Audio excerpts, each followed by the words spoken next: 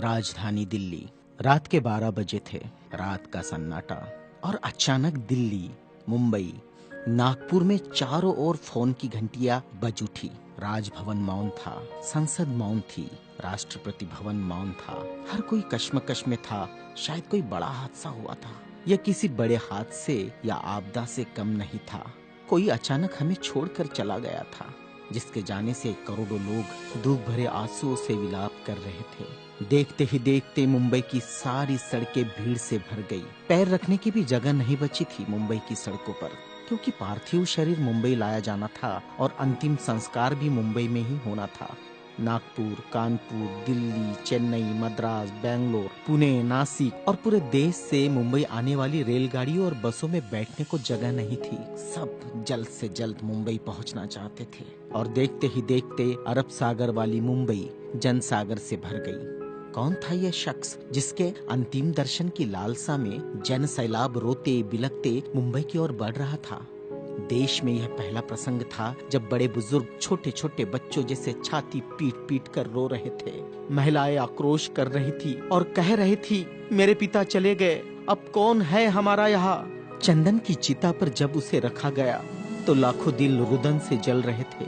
अरब सागर अपनी लहरों के साथ किनारों पर थपकता और लौट जाता, फिर थपकता, फिर लौट जाता। शायद अंतिम दर्शन के लिए वह भी जोर लगा रहा था। चिता जली और करोड़ों लोगों की आंखें बरसने लगी। किसके लिए बरस रही थी ये आंखें? कौन था इन सब का पिता? किसकी जलती चिता को देखकर जल रहे थे करोड़ों दिलों के अग्निकुंड? कौन था यह जो छोड़ गया था इनके दिलों में आंधिया? कौन था वह जिसके नाम मात्र लेने से गरज उठती थी बिजलियां, मन से मस्तिष्क तक दौड़ जाता था ऊर्जा का प्रवाह? कौन था वह शख्स जिसने छीन लिए थे खाली काश से इनके हाथों से और थमा दी थी कलम लिखने के लिए एक नया इतिहास?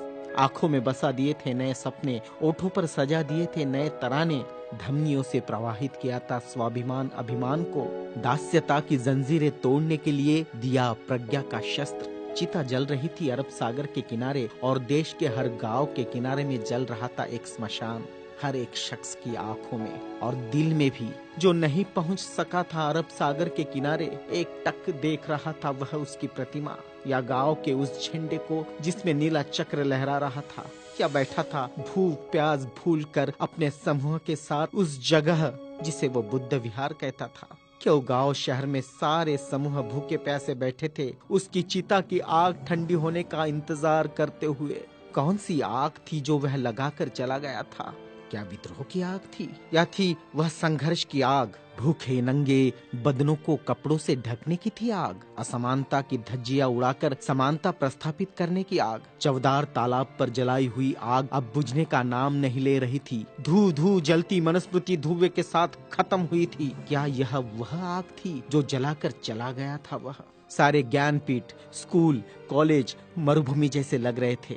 युवा युवतियों की कलकलाहट आज मौन थी। जिन्होंने हाथ में कलम थमाई, शिक्षा का महत्व समझाया, जीने का मकसद दिया, राष्ट्र प्रेम की ओतप्रोत भावना जगाई, वह युगंधर, वह प्रज्ञा सूर्य काल के कपाल से ढल गया था। जिस प्रज्ञा तेज ने चेहरे पर रोशनियां बखेरी थी, क्या वह अंधेरे में गुम हो रहा था? बड़ी अजीब कश्मकश थी। भारत का महान पत्रकार, अर्थशास्त्री, दूरदृष्टा क्या दृष्टि से ओझल हो जाएगा?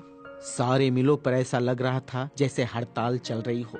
सुबह शाम आवाज देकर जगाने वाली धुआं भरी चिमनियां भी आज चुपचाप थी। खेतों में हल नहीं चला पाया किसान। क्यों? सारे ऑफिस, सारे कोर्ट, सारी कचहरियां सूनी हो गई, जैसे सूना हो जाता है बेटी के विदा होने के बाद बाप का आंगन। सारे खेतीहर मजदूर, किसान असमंजस में थे। ये क्या हुआ? उनके सिर का छत्र छीन गया। वह जो चंदन की चिता पर जल रहा है, उसने ही तो जलाई थी जबरान जोत।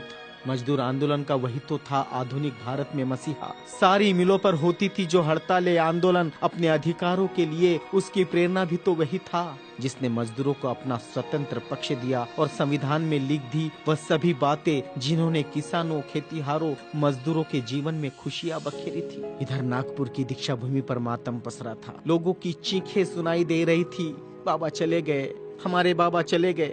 आधुनिक भारत का वह सपुत्र जिसने भारत में लोकतंत्र का बीजारोपण किया था, जिसने भारत के संविधान को रचकर भारत को लोकतांत्रिक गणराज्य बनाया था, हर नागरिक को समानता, स्वतंत्रता और न्याय का अधिकार दिया था, वोट देने का अधिकार देकर देश का मालिक बनाया था। क्या सचमुच वह शख्स नहीं रहा? कोई भी विश्वास करने को तैयार नहीं था। लोग कह रहे थे, अभी तो यहाँ बाबा की सफेद गाड़ी रुकी थी, बाबा गाड़ी से उतरे थे सफेद पोशाक में, देखो अभी तो बाबा ने पंचशील दिए थे। 22 प्रतिज्ञाओं की गूंज अभी आसमान में ही तो गूंज रही थी। वो गूंज शांत होने से पहले बाबा शांत नहीं हो सकते। भारत के इतिहास ने नई करवट ली थी। जनसैलाब मुंबई की सड़कों पर बह रहा था। भारतीय संस्कृति में तुच्छ कहलाने वाली नारी, जिसे हिंदू कोड बिल का सहारा बाबा ने देना चाहा और फिर संविधान में उसके हक आरक्षित किए, ऐसी माँ बहनें लाखों की तादाद में स्मशान भूमि पर थी। यह भारतीय सड़ी गली धर्म परंपराओं के मुंह पर एक जोरदार तमाचा था, क्योंकि जिन महिलाओं को स्मशान जाने का अधिकार भी नहीं दिया, ऐसी 3 लाख महिलाएं बाबा के अंतिम दर्शन को पहुंची थी, जो अपने आप में एक विश्व विक्रम था। भारत का यह युगंधर, संविधान निर्माता, प्रज्ञा तेज, प्रज्ञा सूर्य, महासूर्य, कल्प पुरुष नव भारत को नवचेतना देकर चला गया। एक ऊर्जा स्रोत देकर, समानता, स्वतंत्रता, न्याय, बंधुता का पाठ पढ़ाकर, उस प्रज्ञा सूर्य की प्रज्ञा किरणों से रोशन होगा हमारा देश, हमारा समाज और हम। और पूरे विश्वास के साथ हम आगे बढ़ेंगे हाथों में हाथ लिए, मानवता के रास्ते पर, जहाँ कभी सूर्यास्त नहीं होगा, जहाँ कभी सूर्यास्त नहीं होगा, जहाँ कभी सूर्यास्त नहीं होगा।